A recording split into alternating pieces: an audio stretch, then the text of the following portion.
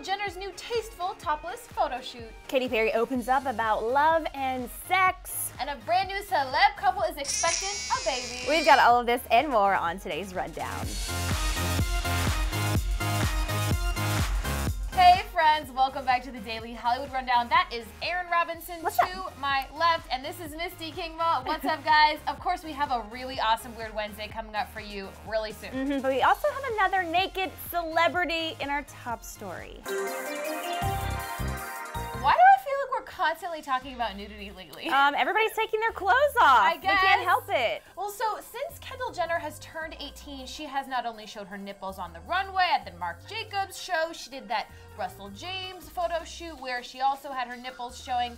Now she's going topless for Interview magazine. Okay. So she has this spread in the new June-July issue, and there's 3 really tasteful black and white photos of Kendall covering her breasts. So this first one is like a close-up shot. She's looking off into the distance. It's very elegant and beautiful. Her makeup looks great, and she's, covering her breasts with her hands.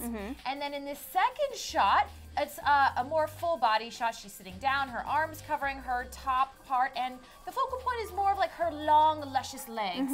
I like this photo a lot. Yeah. And then there's a third one where it almost looks like she's about to get undressed here, but it's like, oh, there's a camera there, and then she's like coyly looking. Right, it's like those cute. selfie photos without the phone in the shot, in the mirror. Yeah, I actually really like these. I think they're tasteful. I feel like a lot of people are saying, oh, this is kind of scandalous. These photos have been done for decades. Like, supermodels do these photos all the time. We've seen it done. Miley Cyrus did something similar one time. I don't know. I don't feel like it's scandalous. I feel like it's tasteful. I think she looks beautiful. I actually really like the photos too. And let's just remember, this is not a sex tape Kim Kardashian. Oh, burn. Just saying. So Kendall's interview with Interview magazine was equally buzzworthy, we'll say. So she revealed that she used to be a big liar back in the day. When she was a kid, she used to tell people things like, quote, I would tell people I had tigers living in my attic and a room full of gold. That just sounds like a kid's imagination. Yeah, it's fun. Run away with that. Go. It's great. Yeah. And also, she has always dreamed about being a supermodel, which I didn't know. I thought it was sort of a newfound thing. Right. But she did tell the magazine, to be honest, this is exactly what I wanted to be. Supermodels, they were like my superheroes. Interesting. Well, good for her. I think she's on the right path, and I think she's gorgeous, and she does a great job modeling. So I think she's on her way to achieving her dreams. Absolutely. And back to that lying thing, she said that now she doesn't lie, the tigers and the gold, but she does lie to her sister Kylie when she steals her clothes. Oh, for sure. Normal Comes in sister. handy then. Yeah, I do that with my sister. Oh. Except I get caught. Oh. She probably gets caught too. You're not a good liar. But speaking of her sister, Kendall and Kylie have a book out. They have written a young adult novel, and Kylie shared the cover of the book on her Instagram. The book is called Rebels City of Indra. So it's about 2 girls, shocker, in like a futuristic dystopia, and they're on some sort of quest. Okay, sounds very familiar. Do you think that they will put the book on like audiobooks or something? Oh, because Kendall can't read? Yeah, because she says she can't read. She's the We're worst. joking. She's the worst reader. Her words, not ours. Exactly. Remember that? And now we welcome one. Guys, I'm the worst reader. Just kidding. We love Kendall. We think she's gorgeous. And I do think that she is smart and a really good businesswoman. So. Yeah, we love this photo shoot. Props to you, Kendall. From a Jenner to a Kardashian. You guys, Kourtney Kardashian is expecting baby number 3 with her boyfriend, Scott Disick. Now, the couple have been together for years, and they already have Mason, who's 4 years old, and little Penelope, who's about to be 2 years old. And this news is coming from Us Weekly, which is kind of shocking because I'm pretty confident that Kourtney has an exclusivity clause with the E! Network. To give them all of her news. Right, her announcements and confirmation. So I think that may come from them later today or this week if it is, in fact, a true story. But we will wait for Kourtney to confirm this big news before we believe it. But. Right. And it's not that shocking because she always wanted a big family. We knew that, and the Kardashians already have a huge family, so it just keeps growing. Yeah. So what do you think the sex of the baby will be? And maybe we can just like pick a name for them right Okay, now. so there's a 50-50 shot at this. I feel like it's time for them to have another boy. Yeah, I like boys. cutest. Mason's adorable. And I think they should name him Lord. What? Like the singer? Yeah, but the boy version of it, because Scott Disick is so obsessed with being Lord Disick, right. he could actually have a real life Lord Disick. I love his cane. That's such a great idea, Yeah. Erin. All right, Kourtney, hope you're watching Lord Disick in the making. All right, we're in a weird mood now, so it's time for Weird Wednesday. I love this one, you guys. Coming Okay. straight from Jackson, Tennessee. Ms. Shauna Carter Brooks tied her 1-month-old baby to her wedding veil train and walked her baby down the aisle at her wedding. She wanted the baby to be in the wedding, but this photo is ridiculous. The baby is wide awake and being dragged on the carpet in a church down the aisle.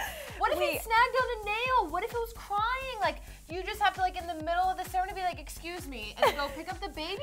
What? Did it have a seatbelt on? It should have had a seatbelt on. So on Facebook, Shauna posted that the dress was from David's bridal and it was a Vera Wang dress. But then Vera Wang's spokesperson came out and said, no, that's not a Vera Wang dress. They did not want to be associated with this weirdness. Burn. Okay, this is really weird. I recently got married and there were a lot of things that I wanted for my wedding, and dragging a child behind me was just not what I thought of. They just wanted to bring some uniqueness to their ceremony, Maybe she found it on Pinterest. Maybe. What a great idea. Okay. Baby North at Kim Ye's wedding was carried down the aisle by Kris Jenner. Why couldn't this baby have been carried down the aisle? But has she like made a statement about this? Yeah. She actually responded via social media. Of course. Shauna said, the answer is we do what we want. Most important, while y'all got feelings in us, we had our hearts in Christ, which covers all. You tell him, Shauna. So what she's saying is everybody's focusing on the details while she and her husband were focused on the real meaning of the ceremony. But it doesn't change the fact that you're dragging your child down the aisle. I don't care if you love Jesus or not. This is weird. Yeah, and possibly will harm the baby. Okay, but in the spirit of weirdness, I feel like maybe we should give her some ideas for next time. You know, if she has a second wedding or a second baby, of how else the baby could have been carried down the aisle. You know, like maybe on a stork. Well, since they're in the South, maybe they could put it on like a little mini tractor trailer and just like have her go down the aisle, drive or on down a the zip aisle. line.